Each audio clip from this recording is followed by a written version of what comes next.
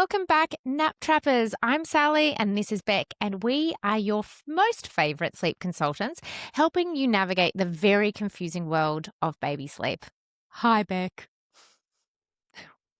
Hi, Sally. How you going? That was it just didn't sound like you right at the end. I thought there was something else, like a Hi, little ad Bec. in, like, hi, Bec. I thought you've patiently sat while I've done that. Although I should say, quick favour before we start. If you've Yeah. been following and loving the Oh, pod, if you could, yeah, you don't have to, I Bec. thought you were going If to ask me you, a favor. if you could hit follow, leave us a review, and share this Yeah. episode with a fellow tired parent, we would be most appreciative. We would love that. We would love that. Today's episode is going to be really beneficial for a lot of tired parents out there because there have been a couple of videos circulating on social media about are sleep regressions real? And we want to unpack a couple of the videos and also just give the nap trapped hot take. Yeah, If we love anyone giving our cares. perspective on things. Don't we Yeah, for just? sure. Even Yeah. when not asked. We've got a lot to say. Yeah. Well, we have a way of thinking of, baby sleep and how it can really help our listeners and our followers. And I think any tips from our end to to normalize sleep in terms of, wanting better sleep, how it can be maintained and how to navigate navigate and troubleshoot, Mm. things that crop up along the way, I think is always helpful. So we have got a fair bit to say on the term regressions and whether or not we think they're real. Well, we have talked a lot in the past about how we are quite a tough crowd when it comes to these really rigid age-based regressions. And we get asked all the time about ones that we wouldn't really classify. So, for example, people would ask me, oh, can you help me with the 6-month sleep regression or the 12-month sleep regression? And for me, that's just you've hit a rough patch with sleep rather than being an identifiable 6-month, 12-month sleep regression. Mm-hmm. In saying that, we have episodes on the 4-month sleep regression. We also have ones on the 8-month regression, 18-month, 2-year regression.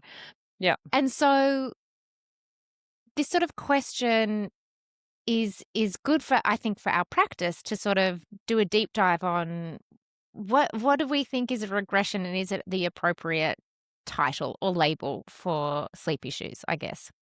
I think the term is probably outdated. I actually believe that it was a term phrased by the authors of the Wonder Weeks book. And I think it's stuck. Oh, with all the leaps. With all the leaps. Yeah. Oh, which I absolutely do not believe in. No, I mean, and I think this is where it slides, right? Because with the Wonder Weeks, which I don't really believe in, I actually find that they're akin to a horoscope that you might read in the newspaper because you Baby can kind horoscopes. of, yeah, that's right. It's like baby horoscopes. You can, like, if you read your horoscope in the newspaper, there's going to be at least one sentence in there that captures your, oh, yes, it's going to be so vague, but also so real, like it can sort of be pinpointed into something that's happening in your own life. And I think that that's what happens with the Wonder Weeks. But I think the term regression is probably a phrase that we need to revisit and maybe use a different type of labeling system. Because I just think that when it comes to regressions, it's the wording that I think can really, you've got to be really careful with your wording because it can evoke a level of stress and anxiety around parents. Like the word regression feels stressful and It feels like failure, doesn't it? Wow, it just feels like you're going backwards. Well, because there's so many regressions that are on the cards for families, like if they read about it every couple of months, there's some new regression that's going to derail them and send their sleep backwards. And that's a lot of pressure on families, I think. It puts a lot of doubt into what is real and what's not. And we've just got sleep on track, but oh my gosh, something new is going to crop up and we're going to go backwards. There's going to be a backslide. My God. Yeah, it's an impending sense of doom, isn't it? Oh, yeah. Just Oh, wow. at every you're welcome. Mind Yeah. blown with that bombshell. But Wow. here, if I could just circle back for a second to the Wonder Weeks, I remember I Mm, downloaded the app out of mm. curiosity when I had my first baby, and because it had come up in our parents group, and one mother was saying that, and keep in mind we're all first time mothers, and keep in mind also that I had a super easy baby. Um, but I remember her saying, "Oh, I if we hit a rough patch, I just check the Wonder Weeks app and it's nearly always aligned with what I'm experiencing. And if I'm entering a storm phase, I think is what they Stormy, yeah, stormy stormy phase, period. Mhm. then I just sort of surrender to it and I just say, okay, we're not leaving the house. I'm going to do only contact naps. I'm going to just um, ride it out. And so I was like, what is this baby horoscope crystal ball app? So I downloaded it, and as I was reading it, my personal take, and this is not to diss anyone that uses it. I think, like all things, if there's some merit out of it and it helps you in any way, great, go for it. If it, also, I think it can make you feel normal that this is rough patches are Mm. common and on part of baby sleep life. But I remember reading it thinking this could just be any day with a baby. Like all of the Any day. symptoms of this, like, isn't this just normal baby sleep behavior? And the sort of idea that a mother might think, I have to stop everything until I ride this out with no real clear end date in Mm. sight. I think, doesn't that just put your whole life on hold? And also, you could be making active change. So, Well, I had a family who planned their holidays around the Wonder Weeks and the leaps.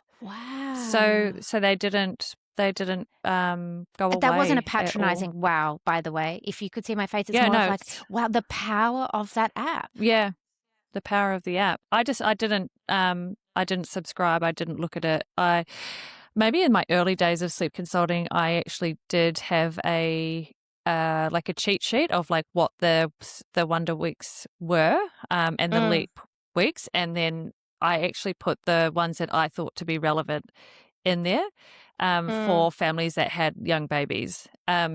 But I never really followed them myself, and I stopped doing that a number of years ago because I feel like it can just be too stressful. I felt it to be stressful, but like you were saying before, there's probably families out there who really enjoy feeling like it being normalized that these, Validated, yeah, yeah, that this validated is is a a great tough word. patch and It that is a there tough is a patch. Yeah. common theme that's happening. But I think that's also where I sit with the word regression, in that I don't really subscribe to, even when we talk about 4-month sleep regression and we talk about 8 months, all of them, I think sometimes the label can be useful because it Mm, does, similar to the to leaps, you can think, "Oh, I'm not alone. This is a common trend that mm, sleep wobbles, struggles, disruptions happen at around this time." mm, But I watched a clip from Dr. I think his name's Dr. Rossome. He's an mhm, American pediatrician who makes a lot of content on TikTok. And he was saying that he doesn't believe in sleep mm. regressions because it just sounds like we're constantly waiting every 2 months that sleep Oh, yeah. is going to become unhinged. And also, he just sees it as, well, then you've just got inconsistent sleep. And I probably tend to agree with him, but I do think there is power in highlighting there are common areas and timings because of Yeah. other elements that can cause a regression in sleep. Whether or not regression is the right word is so commonly used now, that I think we would have a very hard time Mm. changing it. But and also I think the way that I would hope that I'm saying it is not like, "You failed, your baby's gone backwards, you'll never sleep again," doom and gloom. It's more like, "Oh, sleep has regressed." And if we look at the bigger picture of what's happening, it's often around nap drops. 3 to 2 naps, 2 to 1 nap. It's Mm. often around physical milestones, learning to crawl, pull up, stand up, talking, increased volume of solids, new foods being added in, toddlers being toddlers and pushing boundaries. Yeah. And but I think it can be handy to have a bit of an umbrella term, and I think that's how we described it in our 8-month regression episode, is that we're using the word 8-month regression because we know that will resonate with listeners. That's what we're all calling it. But for us, it's this umbrella term of when sleep goes south because of all of these other elements that become a bit of a perfect storm Mm. around this age and stage. Well, I think sleep disruptors are probably a better term. But also calling them made. So I would consider sleep disruptors to be things like um, teething, learning to roll, learning to crawl, like all of those, like those physical milestones, they're always Mm. going to disrupt sleep at some point while they're mastering new skills. But then there is the actual, which I think should be named with those development leaps, like you were talking about, like Mm. the 4-month sleep maturation. I feel like instead of it being called the 4-month regression, let's just call it what it is so that people can Mm. research it and understand exactly what's going on. So, and then it can be, with the 8-month regression that we coined that, Yep. I think it should just be called exactly what it is, which is the The 3 8-month to shit 2 nap show. drop, the shit show. Like the shit show of, like, Yeah. you've got to dissect exactly Potential what's shit show. happening. Maybe Yeah. we need the asterisk of like potential shit show, because this is Yeah. the other thing. I think because they're so commonly used, like including by me, by us, it's definitely something that we help families navigate, are these sleep issues, wobble disruptors, whatever it is. A regression in sleep occurs at these commonly occurring times. But if you don't experience it, you can sort of be like just waiting, like, oh my Yeah. goodness, sleep's going really well. Mm. I've heard about this 4-month sleep Yeah, hold regression. on Is to your everything hat. about to, yeah? And you could be one of those babies, or have one of those babies that just sort of glides right through it. I am the first to say that even though I know my baby's sleep cycles matured somewhere between 3 and 5 months to become more adult-like, I never, ever experienced a regression with sleep. I also have never experienced what we would call the 8-month sleep regression. I have Mm. never experienced any of those. Does that mean that I haven't had sleep issues? Not at all. We've had sickness, we've had fevers, we've had teeth, we've had time zones, and otherwise, all of those would be called regressions. Post-sickness regression, post-travel Mm. regression, post-starting Yeah. childcare regression. Sleep is and it's just never perfect. It's Mm. not something we should strive for, but it is also isn't something I think that we should fear as well, because change is always possible. Better Mhm. sleep is always possible. And we most certainly don't want you to sit there with an impending sense of doom that your baby sleep is about to become unraveled. Equally, Mhm. if it starts to at these commonly occurring times, ages, and stages, you just know, ah, nothing's broken. I'm not failing. This Yeah. is a really common time where sleep tends to slip.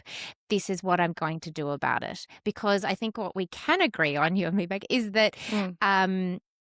we don't subscribe like timelines to this. So I often see in comment sections people saying, how long did the 8-month regression last for you? As if it's like a developmental, like a Wonder Week leap of like, and in 16 and a half days, this will Mm. resolve. Well, it's like a blanket term for some unknown reason, like an Mm, unknown uh issue that happens, like some sort of magic blanket that just envelops baby and restricts their ability to sleep. And mm, there's nothing you can do about the blanket. The blanket is there, and then you've just got to wait until the blanket sort of disappears and then the great sleep returns, right? But I think the way that you and I work is that we don't believe that it's just a blanket that appears and then just disappears. There's always a reason behind. mm, We wholeheartedly subscribe to the idea that there are reasons behind the sleep challenges that your child is facing. And Mm. so that's why we believe in the 4-month regression. We believe that there is 8 to 10-month challenges because we Mm. can name all of them that impact sleep, and that's the overarching 8-month regression Yeah. umbrella. We believe in the 18 months, which is actually 15 to 20 months, because this is a language development.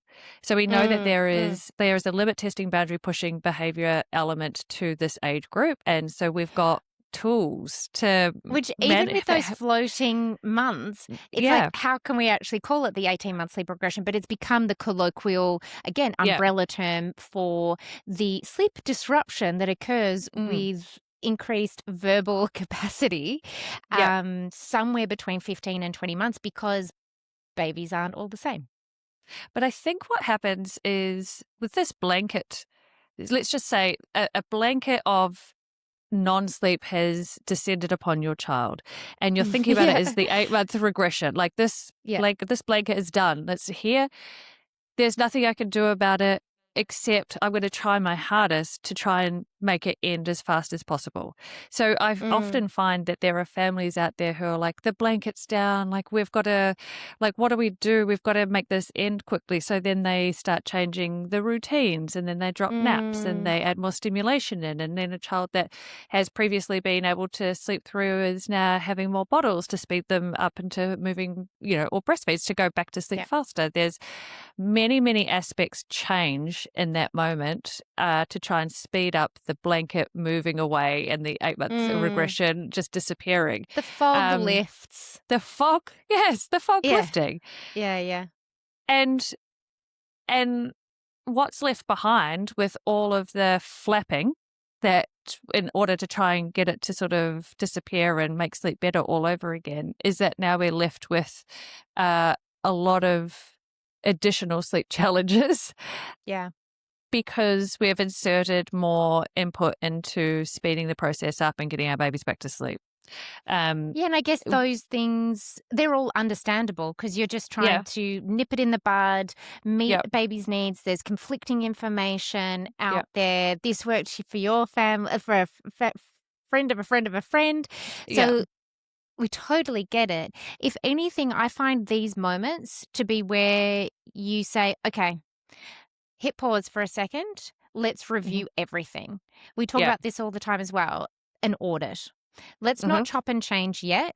Let's acknowledge that sleep has slipped and it's not feeling like oh, that was a 48-hour furphy. This seems to be here to stay. Let's review the foundations. So we Hmm. go over environment. Has there Hmm. been a seasonal change? Is the aircon on now and you're still in a one tog at 3 a.m.?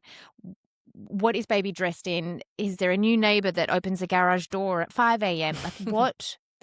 Review your foundations, environment. Move, Then move move house. move house. Move house. I literally have moved house because the neighbors they did a complete demolition, but it was so loud during the day and I had postnatal depression and a new baby.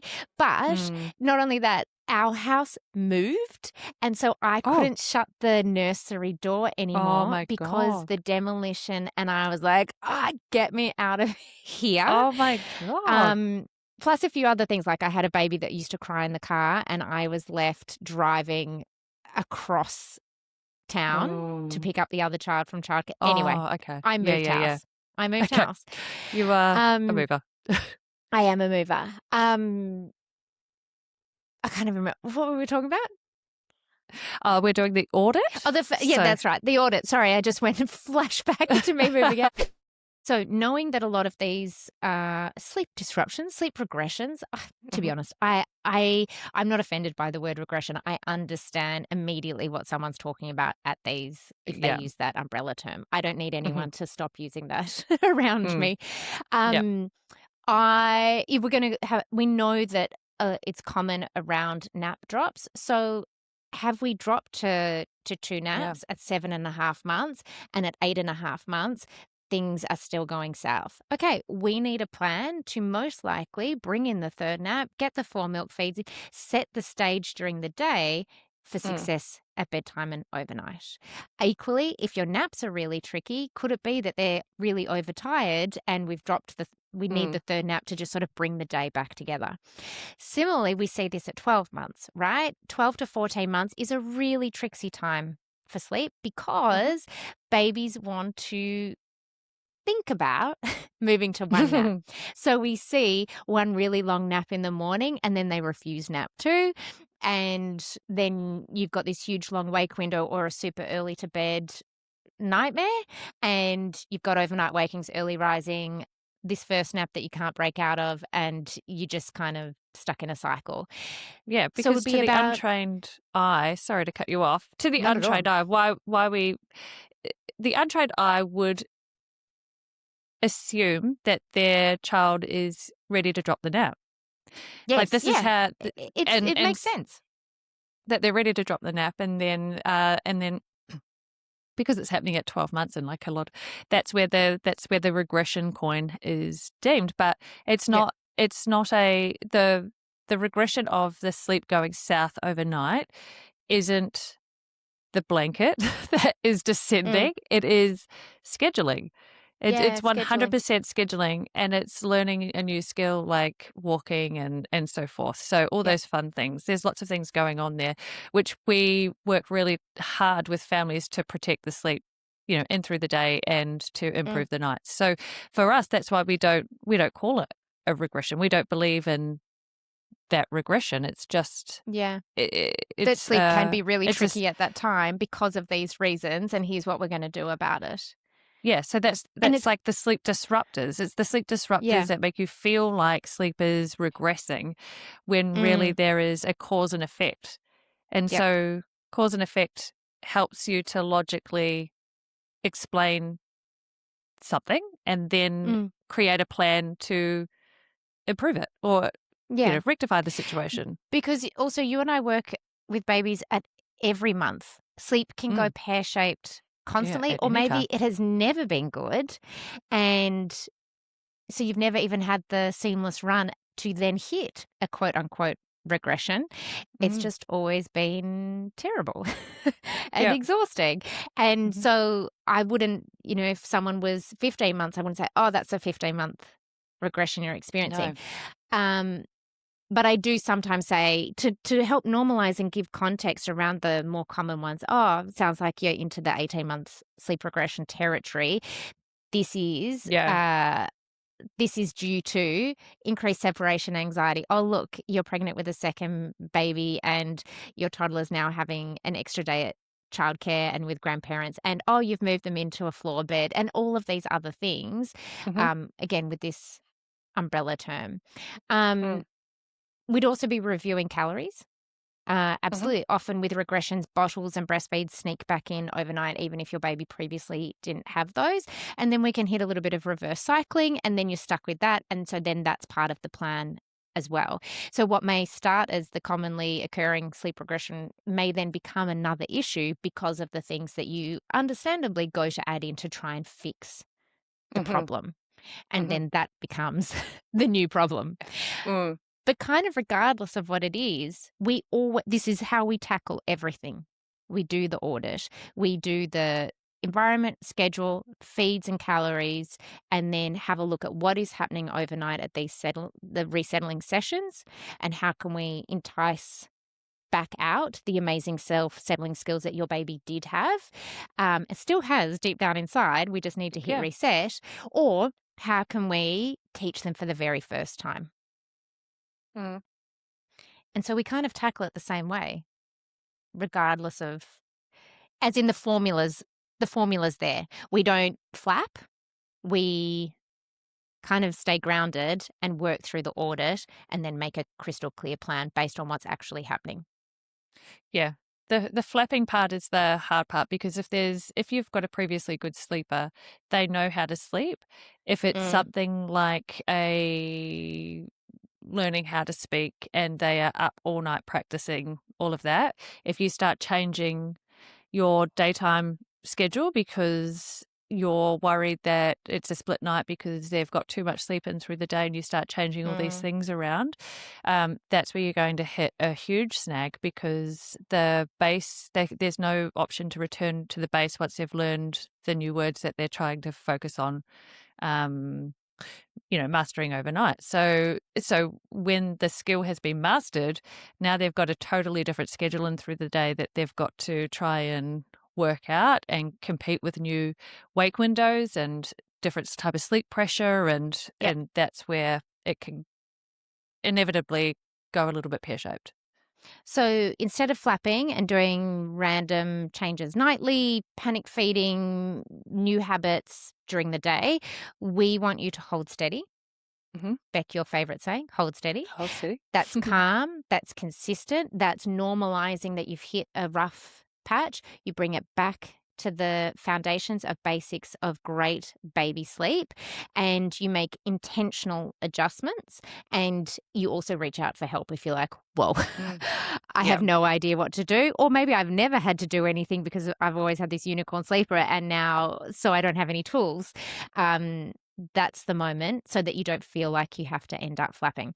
I do Mhm. want to talk about the 4-month sleep progression Mm. though, because I am more inclined to subscribe to that being a really common time of sleep regressing. Because somewhere between the age of 3 and 5 months, your baby's sleep cycles mature to become more like ours, right? Yeah. Mhm. And so what we find is that, and again, that's the umbrella term for that, is the 4-month sleep regression. Yeah. Because babies that may have been doing beautiful 8-hour, 10-hour stretches all of a sudden are waking every 45 minutes Mhm. overnight, every Yeah. 1 hour. You were able to feed to sleep and all of a sudden you can't transfer them back down, or they're looking to be fed back to sleep or rocked back Mhm. to sleep, whatever it is, multiple times overnight. And call it what you want.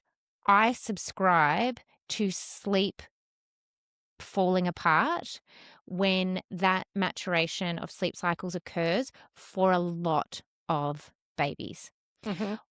What I don't think is helpful, if there is that impending sense of Yeah. doom, Mhm. because I just think you just cross that bridge when you get there. You don't Yeah. need to preempt it. I actually saw, and I took a screenshot. I remember I sent it to you last week, Beck, by another sleep consultant who's not my jam, that's fine, who put up a video that said, "Who wants to tell the mum of the 10-week-old bragging about their baby sleep through the night that shit's about to get real?" And the caption is, "The 4-month sleep regression comes for us all." And I took issue with that because, A, why are we not allowed to talk about our baby sleeping well? Like, Yeah. it's only that misery loves company. Second of all, why are we hoping that for their demise of Mm. like, oh, well, enjoy it Yeah, while it's you it rude. lasts. Like, we'll watch you crash and burn when it all gets real. And Yeah, also, joke's on it's you. Mm. yeah, I was like, this is cruel. This is not you're not a girl's girl, but the 4-month sleep regression comes for us all is not true. The No. regression aspect does not come for us all. And I think this sort of thing can put you on, and you're still very fragile. You know, if you've got a 3-month-old, I've got families that are worried about it with an 8-week-old of like, should I Mhm. not hold them to sleep because of the 4-month sleep regression? Yeah. Mhm. Oh, yeah, And gets drummed into you. yeah, it gets drummed into you. And I don't think that's necessary. I think have an awareness so you're not like, what the F is going on? Yeah. Yeah. But see it as your green light to, okay, my baby has matured. The things I was doing are no longer working. Babies are ever evolving. It's Mm. a moving feast constantly. So this is the time to figure out, okay, what are my goals here? What is and isn't sustainable? And what would I like to do about this? Yeah. I just have a very I I love to get my families to the point when we're doing a sleep and settle session, which is for families that have got 0 to 3 month olds. I put the 4-month regression in at the last moment in terms of like, here is a little bit of information about it, not to scare them, but to prepare Mm, them for this is how you move through it. You want to get to a base level and have that as your norm. And so we're Mm. always working towards, let's have a predictable kind of pattern that's happening through the day and overnight. It doesn't have to be a strict schedule, but Mm. let's get to a point overnight where, and this is totally age appropriate, where at, 3 months you've got two feeds overnight, and it might be like 10:30 and 2:30 or 3:30, something along those Yep. lines. Um, and when the 4 month regression kicks off, you're finding that your baby who was sleeping so solidly in between those feeds is now waking up every 1 to 2 hours, every 45 Mm. minutes, they are waking up a lot. And your confidence needs to remain intact that it's not a genuine hunger related waking, it's a sleep cycle changing. It's like it's a sleep. So it's if you have an awareness of why this is happening, it takes the emotion out of it. It takes the guesswork out of it. It takes the Yeah. whole the Sense of frantic failure. nature, the sense of failure. Like this is just part and parcel of my baby's sleep maturing, and we're just Mm. going to move through it. And all I say to my families is, as hard as it is, you know that your baby for the last 6 weeks has been taking two feeds at these particular times. Your Mm. homework is just to keep that up. Anything in between, we resettle. Whether you go down the sleep training route or you rock, hold, pack, cuddle to sleep in Mm. between, your job is just to hold steady on those two feeds and let it play out. And then, see what happens at the end. Yeah. And you might get to the 5 month mark and you've been rocking, feeding, holding, rocking, patting, holding, for 4 weeks and there's no end in sight, in which case, okay, this is a really great opportunity to consider sleep training. Now, let's Yeah. get the sleep Sleep. cycles working for you so that your little one knows how to fall asleep independently. But you don't have to go in with this sense of dread and doom and gloom and, oh, And offer a million feeds as the only way to get back to sleep, and then hit the inevitable reverse cycling and then be struggling during the day. But I yeah, think this is where it can feel so confusing because and this is probably why the conversation has restarted up online a little bit, is that Dr. Golly, who's a really popular pediatrician and yeah. has sleep programs, and this is by no means a criticism of No, Dr. I Golly share a at lot of his all. stuff. Yeah, Yeah, yeah, is more about, uh we can agree to disagree on some things, yeah, yeah, is that yeah. he was on a popular podcast and said sleep regressions are absolutely not real, and he Mhm. does touch on the wonder weeks and says, like, don't get me started on that. So you must be right, Beck, that it's associated, regression is associated with that.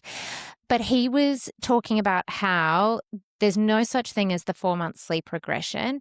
It's all hunger based, that as a baby gets to 4 months, that their increased mobility, like they're a bigger baby, they're an older baby, and they need extra calories. And where can we fit that? Not during the day. They're already being fed during the day. So the only place is overnight. And Mm, I just don't believe that that's the no. cause of the sleep issues, call it a regression or whatever, that we see between 3 and 5 months, because it that doesn't make sense with the work that we do. It really doesn't. I am quite surprised that he's offered this up as a reason. Like, I am I wasn't expecting surprised. that to be the direction it was The going in when I watched the clip. Yeah, neither. And I'm wondering if it's from a sense of this baby has I could appreciate if this baby that he may be referring to has slept through the night, Mm. for quite some time, and then you get to the 4 months, and I can appreciate that there are times when we might say to our clients, okay, there might be an element of genuine hunger if we've got a baby that started to roll and so forth, and they're expending more calories in through the day. After the age of 4 months, before solids has started, there could be an opportunity to maybe put a small Definitely. feed in. It would But be very age appropriate. with the scientific nature of the sleep cycles changing and maturing, it doesn't make sense to me that a baby waking every 45 minutes is going to be genuinely hungry and looking for the additional That's the calories. thing. How many more calories? And Do we if need the to fit answer is in? that it's hunger, then that implies that you need to feed them. at all of Mhm. these wakings, if the wakings that you're experiencing are hunger related, then you could potentially interpret that as I need to feed every 45 minutes, Yeah. every 2 hours overnight. I haven't done that maybe even since birth, fed every Mhm. 45 minutes. But if this cause of overnight wakings is hunger related, then okay, then I'll have to feed. But then what happens is it either doesn't do the job, baby just comfort sucks and goes back to sleep and uses you as a human dummy or just uses the bottle Mm. to drift back off, and they still awake 45 minutes later. Maybe you get 2 to 3 hours, but certainly not these long stretches that you were previously having.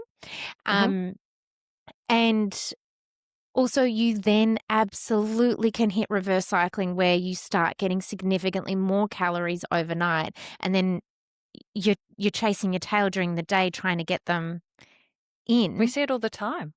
All the all time. the time. So for us, it would be about, okay, you've hit a sleep cycle maturation. We do our audit like we do whenever Mm. anything goes awry. And then we have a look at what is happening overnight. Are you needing to feed every 45 minutes? How do these feeds feel? Are they full? Are they complete? No, they're just snacking. Is this one? And then we use an age appropriate plan, even if you haven't had feeds leading up to the quote Mm. unquote regression. We would say, okay, to give you a clear response pattern overnight, these are going to be your feed times. As you said, Beck, very age appropriate. A 4-month-old baby is bigger, is doing more exciting Mm. things during the day, may need some extra calories. No drama. Big whoop about having an overnight feed, maybe even 2. But what it does is those anchored points means you know to do something else for all of those other 45-minute Mm. wakings in between. And that's what will get you back on track. It will then be about doing less to say, hey, you know those great sleep skills you used to have? Let's teach them now with your new sleep cycle and awareness to the world. That's your green light to do that. But never would I interpret a baby at 4 months that's going through what we would clearly call the Mm. 4-month sleep regression and those telltale overnight waking patterns and catnapping during the day. Mm. Oh, it's that it's not a regression, it's just hunger. Yeah, I feel like that might have impacted a lot of families, that particular I mean, though the social media impacts families in many different ways, I think this one will hit differently for Yeah. first-time parents and potentially send them on a backwards spiral, per Yeah, se. because it doesn't have parameters. So, for example, my baby slept 12 hours at 12 weeks. If they suddenly started waking every 45 minutes at 4 months and I heard it was hunger, I'd feel really confused as well because, well, why are they so hungry now to be Yeah, waking 10 times compared to 3 days ago? yeah, that's right. What am I meant to do with that? Mm. So that's where we can professionally agree to disagree, and also highlights we all work differently. I think maybe one of the differences is that you and I are like reading these logs. We're at the coal face of the Yeah. sleep consulting, and Mhm. so what we see play out in real life families day in day out is not that. Um, and I think it's why we're also I completely comfortable using the term regressions, but with the caveat of it's an umbrella term that I think can help normalize what you're experiencing. It can give context for us as well of like, my baby's been such a great sleeper. We sleep trained at 6 months. My baby is now 8.5 months. I think we've hit that. Like, it gives more context for us, but we Mhm. also don't use it in an alarmist way either. Mm. We're not saying, okay, it's this, batten down the Mm. hatches, or this is going to be so hard. It's like, oh, yeah, okay, this makes sense with everything you're experiencing. Mm. I think me personally, I'd like to see regression, the term regression end, and I'd like to use common sleep disruptors, like label them so that it's not and label the challenges at these common ages, like these ages that they're commonly faced. I think by naming them and using a descriptive term, it actually gives power back to parents in terms of, oh, that's actually what it is. That's Yeah. actually, and I'm going to research that. And could I do some forward planning or some positive steps to move through this, especially if it's something like separation anxiety that commonly peaks. You know what I mean? Like let's do that. Like, can we play some games through the day that can alleviate that? If it's teething, if it's teething, well, look, here are the steps to sort of navigate through pain and discomfort. Like, have like practical steps. 4-month regression, like the 4-month, the sleep maturation. It's about I sleep often say sleep cycles. cycle change. I say when you Yeah. go through the 4-month sleep cycle change. Yep. I'm fine with the word regression, but what I also am not so keen on is I think it's almost weaponized sometimes. And it would also depend on how hard that word hits for you. And everyone's going to be a bit different about how negative that can sound. And I think it can, and we don't want anyone to feel like first of all, we don't want any more division in the baby sleep world of like, sleep consultants will tell you it's a regression so they can sell you something. Like, we don't need any more division or positive versus negative or right versus wrong. So maybe it plays a part in that. But also I think it can be weaponized a little bit when people then say, why on earth would you call it a regression when it's clearly your baby is progressing to learning something new, like rolling, like talking? Why are we so negative about a positive milestone development, which is really normal, and we label it as a regression? But for me personally, I'm only speaking for me, it's not that deep in the sense that your sleep has regressed. Yeah. It's not deeper about you as a parent, your baby's skills. Fantastic. Sleep has regressed. And my baby's sleep has regressed. My toddler's sleep has regressed. So, but that's how I'm able to hear that word. I don't wobble with it. I just took it one step further in my mind, and I Oh, go for it. Go there, Bec.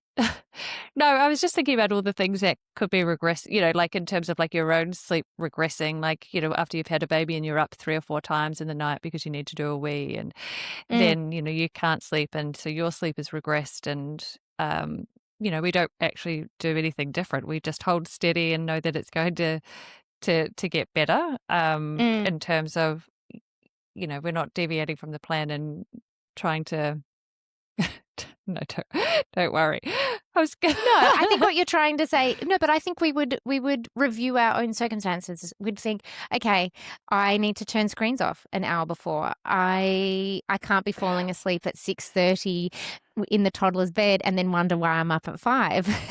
It's, my phone sleeps under my pillow. That's not so great.